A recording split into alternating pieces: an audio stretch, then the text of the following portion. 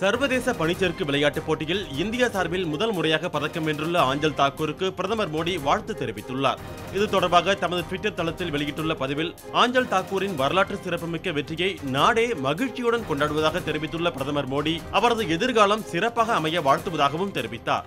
துருக்கியில் உள்ள பாலந்தோக்கன் பனிச்சறுக்கு மையத்தில் நடைபெற்ற பனிச்சறுக்கு போட்டியில் கலந்து கொண்ட ஹிமாச்சல பிரதேசம் மணாலியை சேர்ந்த ஆஞ்சல் தாக்கூர் சர்வதேச அளவில் 3வது இடத்தை பிடித்துள்ளார். பனிச்சறுக்கு போட்டியில் இந்தியர் ஒருவர் பதக்கம் பெறுவது இதுவே முதல் முறை என்பது குறிப்பிடத்தக்கது.